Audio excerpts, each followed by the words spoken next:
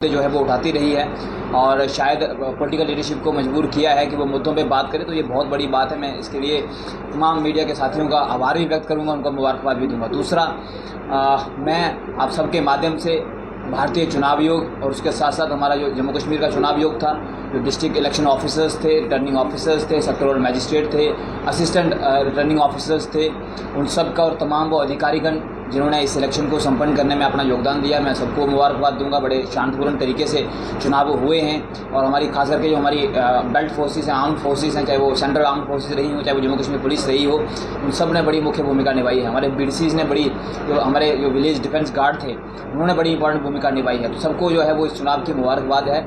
और बतौर independent candidate मुझे उधमपुर वेस्ट से चुनाव लड़ने का मौका मिला। मैं अपने आप को बड़ा सौभाग्यशाली समझता हूँ। बहुत अच्छा अनुभव रहा है, लोगों के बीच जाने का मौका मिला, लोगों के मुद्दों को जानने का मौका मिला। और एक बहुत बड़ी कंस्टिट्यूंसी थी उधमपुर की, तो सबसे बड़ी कंस्टिट्यूंसी थी जिसमें पूरा का पूरा जो है उधमपुर म्यूनसिपैलिटी, उधमपुर शहर, आसपास का एरिया, पंजारी मोंगरी से लेकर जिप्तादी तक का सारी बेल्ट थी। तो काफ़ी अच्छा अनुभव रहा। तो मैं सबको जो है इसकी मुबारकबाद देता हूँ। उम्मीद है कि जो है वो जनता से बहुत सारा प्यार मिला है, पिछले कुछ समय में बहुत सपोर्ट मिली है, पब्लिक ने जो बहुत सारे इश्यूज़ को रेज़ किया है। और मैं आपके सबके माध्यम से यही कहना चाहूँगा कि अब जो है, क्योंकि चुनाव हो चुके हैं तीनों चरण के, और जो है वो हमारी जो इलेक्ट्रॉनिक मशीन्स थी जो वोटिंग के लिए यूज़ हुई, वहाँ पे जो है वो पैक हो चुका है कि पब्लिक का आदेश क्या है, पब्लिक का फैसला क्या है, वो तो 8 तारीख को सामने आएगा। बट आप सबके माध्यम से मैं अपने साथियों को, अपने मतदाता जो हैं, उनको ये जरूर कहना चाहूँगा, पहले तो सब मतदाताओं को मुबारक है कि उन्होंने जमहूरियत को मजबूत करने के लिए अपने मताधिकार का प्रयोग किया। बट आप सबके माध्यम से मैं ये ज़रूर कहना चाहूँगा कि जो मुझे मौका मिला है इस चुनाव में उतरने का, मैं ये आश्वस्त करूँगा अपने लोगों को कि चुनाव का परिणाम, उसकी हमें पूरी उम्मीद है कि 8 तारीख को हमें जनमत मिलेगा और पब्लिक जो है आदेश देगी, अपनी सेवा का मौका देगी। पर चुनाव का परिणाम कुछ भी हो, उससे इतना फर्क नहीं पड़ेगा। जो है हमारे पब्लिक के प्रति जो कमिटमेंट्स हैं, हमारी जो निष्ठा है, जो हमारी काम के प्रति लगन है, तो जनता के द्वारा उठाए गए वो तमाम मुद्दे जिनसे हमारी बात हुई है, जिन पे हमने बात की है, उन पे हम लगातार काम करेंगे। चाहे वो फिर ग्रामीण क्षेत्रों के मुद्दे हों, चाहे वो शहरी क्षेत्रों के मुद्दे हों। हमारी पूरी कमिटमेंट है कि हम ग्रामीण क्षेत्रों में जो है वो शिक्षा, स्वास्थ्य जैसी सुविधाएँ और बेहतर ट्रांसपोर्ट के लिए काम करेंगे। और उसके साथ साथ जो हमारा शहरी है, खासकर जो उधमपुर का शहर है, इसको एक आधुनिक शहर बनाने के लिए, इसको खूबसूरत शहर बनाने के लिए हमारा काम जारी रहेगा। उम्मीद है कि लोगों ने जो है वो जो है सपोर्ट किया होगा, साथ दिया होगा, तो इसके लिए हम लगातार काम करेंगे। बाकी जो है वो काफ़ी सारी नई चीज़ें सीखने को मिली हैं, कुछ सजेशंस भी हैं, खास करके चुनाव आयोग के लिए, भारतीय चुनाव आयोग के लिए, क्योंकि पिछले दिनों जैसा कि हम सब ने देखा कि काफ़ी सारी कमेटीज़ का गठन हुआ था। वन नेशन वन इलेक्शन पे भी जो है वो चर्चा की है, जिसने बहुत सारी इलेक्शन से जुड़े हुए मुद्दे ऐसे हैं जिन पर चर्चा हो रही है। बट एक सलाह मेरी तरफ से भी है, और वो ये है कि अगर हम देखें, स्वीप की काफ़ी सारी एक्टिविटीज़ रही जिसमें कि वोटर्स को अवेयर करने की कोशिश की गई, लेकिन हकीकत यह है कि तमाम कोशिशों के बाद भी वोट परसेंटेज में सुधार तो हुआ है।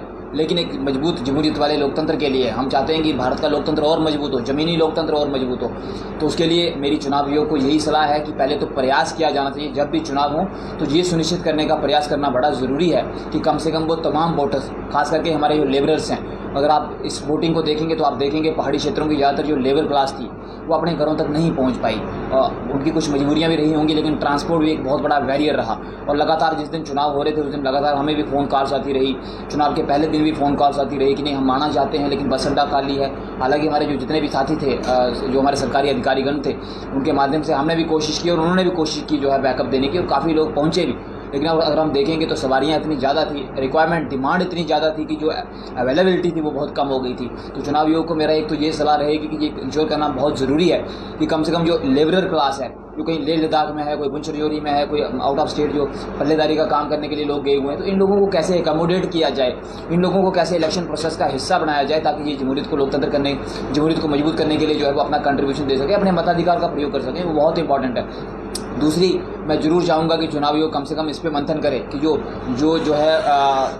रजिस्टर्ड लेबर क्लास है, क्या कुछ ऐसा भविष्य में किया जा सकता है कि जिसके माध्यम से उनका जो वोट है, जैसे जो है सरकारी अधिकारीगण जो है वो अपना वोट कास्ट करते हैं, चाहे वो इंडियन आर्म्ड फोर्सेस हो चाहे कोई भी हो, तो वैसे ही जो हमारी रजिस्टर्ड लेबर क्लास है जो आउट ऑफ स्टेट एटलीस्ट जो है वो काम कर रही है, तो उनका भी वोट कास्ट हो सके।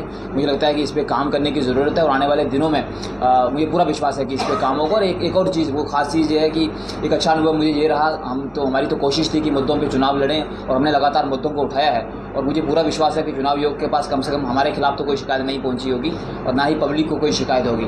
लेकिन मुझे व्यक्तिगत अनुभव रहा, काफ़ी सारे मेरे साथियों को, कार्यकर्ताओं को भी बहुत सारे थ्रेट्स दिए गए, बहुत सारे जो है वो चीज़ें जो इस चुनाव में हुई हैं जो मैं पब्लिकली नहीं कहना चाहूँगा, बट ये ज़रूर कहूँगा कि चुनाव का परिणाम जो भी हो, परिवर्तन का दौर शुरू हो चुका है। और मैं आप सब के माध्यम से उन तमाम साथियों को जिनको लगता है कि वो ये कर लेंगे वो कर लेंगे, उनको बताना चाहता हूँ परिवर्तन का दौर शुरू हो चुका है। कोशिश कीजिए कि मुद्दों की राजनीति पे आ जाइए, नहीं तो पब्लिक जो है वो परिवर्तन जरूर करेगी। जसवीर जी, देश की सबसे बड़ी पार्टी अपना बीजेपी जिनका सामना आपसे हो रहा है और कांग्रेस के उम्मीदवार अपने आप को कहाँ देखते हैं? देखिए, निश्चित तौर पर हम एक अच्छी फाइट में हैं और मुझे पूरा विश्वास है। अब निर्भर करता है कि देवक नगरी ने कितना आशीर्वाद दिया है, और मैंने तो यकीन किया है विज़न पे, सोच पे।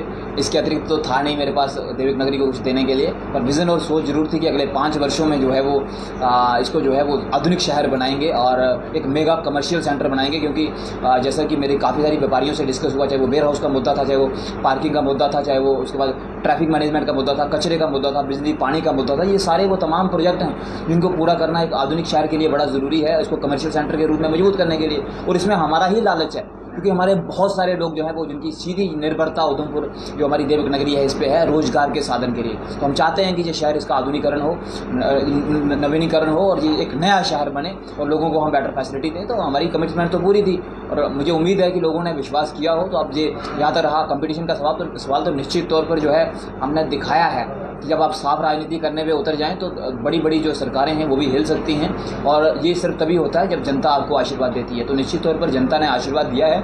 हमने एक न्यूनतम बजट के साथ ये इलेक्शन लड़ी है, और न्यूनतम बजट भी इतना है ये तो बाद में पता चलेगा, लेकिन निश्चित तौर पर चुनाव आयोग सबको बताएगा कि किसने कितना पैसा खर्चा है। बट एक न्यूनतम बजट के साथ हमने जो है देश की 2 सबसे बड़ी राष्ट्रीय पार्टियाँ जो थी उनके साथ चुनाव लड़ा है। उसके लिए मैं अपने लोगों का सदा आभारी रहूँगा कि मुझे उन्होंने ये मौका दिया।